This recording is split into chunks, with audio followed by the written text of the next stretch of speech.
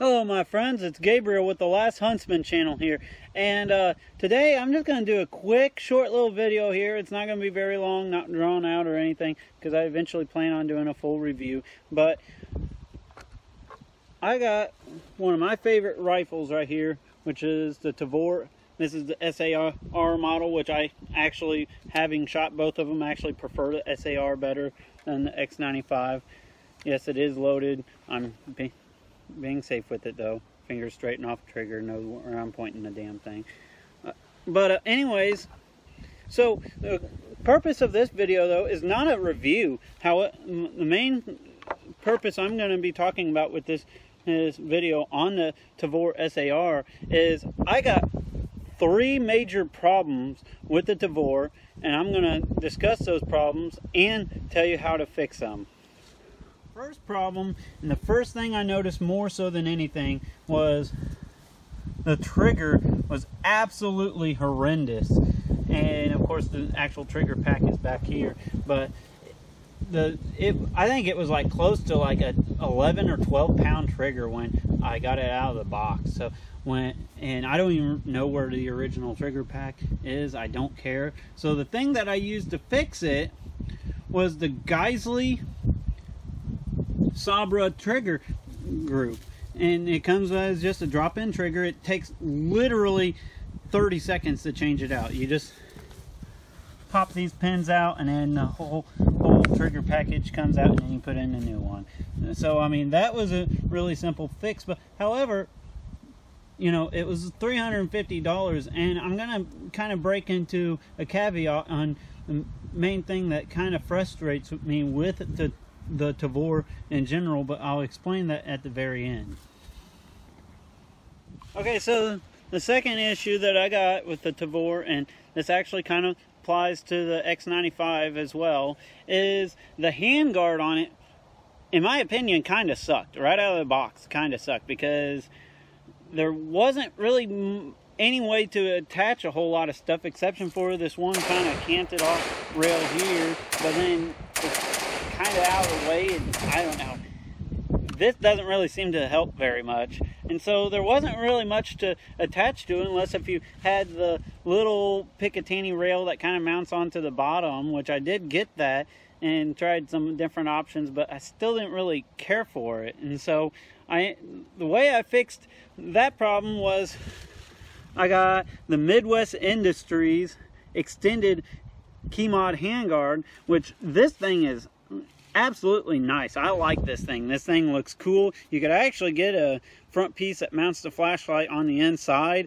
I actually didn't really care for that, just because then if I needed to change out batteries, I'd have to take the whole thing apart just to change out batteries. So I just still keep my flashlight gaudy and off to the side like that. But yeah, not only does this thing just make your rifle look absolutely space age and cool looking to begin with, but with the key mod, it allows you to mount anything that you want to anywhere you want to. So, and it's definitely kind of a lot more visually appealing, I suppose. But that's the way I fixed the second issue that I have with the Tavor. Alright, so the third and final issue that I have with the Tavor, and the X95 has the same problem that I've been reading and seen out of some people, is that it leaks gas in your face and blows gas in your face, whatever you want to, however you want to say it. But the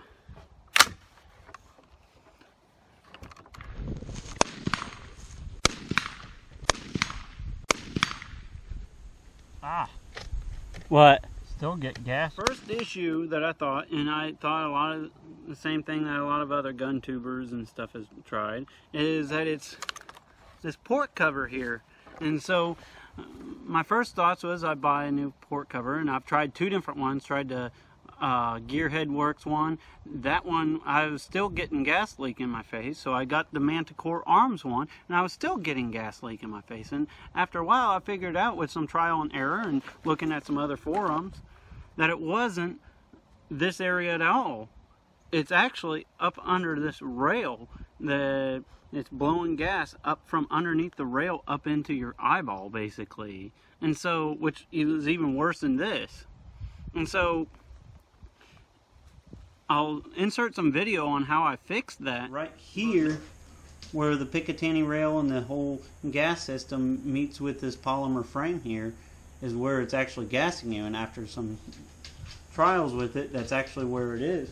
So what I'm going to try this time is, instead of trying to send it off to IWI or anything like that, I bought some ultra black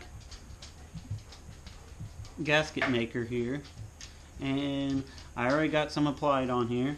I'm going to let that sit for about a day, and then I'm going to see how well that works and see if that fixes the problem. And if it does, then I will show you guys the forum and the post that I seen this on, because I'm sure I'm not the only person that's having. The main caveat with this, and the main reason why these three things kind of annoys me a little bit about the Tavor, even though I absolutely love the Tavor. This is one of my main go-to guns. I debate whether I'd rather grab this or an AR-15, to be honest. Like, there's some things I like about this better, and there's some things I like about an AR-15 better. With my Marine training, I think an AR-15, comes a little more natural to me, but at the same time, this just is in a smaller, shorter package, and, it has some other issues that, AR-15s don't have, but it has some pluses that AR-15, misses in too. So, kind of hit and miss on both of them. But I guess the main overall thought on this video is this is like an $1,800 gun out of the box. And, right off the bat, I feel that you definitely have to get a new trigger. You definitely got to fix the gas, and I prefer a better handguard. And so I guess the main thing I gotta say is to me, if it's an $1,800 gun, it should come like out of the box perfect. Like, it shouldn't have a gas leak problem. It shouldn't have a horrible trigger in it, and it shouldn't have, a crappy handguard. I could go get a Daniel Defense that has a great trigger, a great handguard, and definitely ain't gonna leak gas in your face. And granted, it's just another AR-15, and they get kind of boring after a while. But at the same time, I think IWI definitely needs to either up their quality control or fix some of these small issues, because the gun world is kind of competitive, really, honestly, and to me, selling an $1,800 firearm that has some of these major problems just ain't really a big no-go. And like I said, I love my Tavor. It's just, I think it should have had a lot of the fixes that I've done to this out of the box for the money, personally. So, with all that being said, my friends, get out there, enjoy the weather. It's nice fall weather out here. It's my favorite time of the year. Get out, go shoot your guns. Be prepared, both physically and spiritually. God bless, and carry on.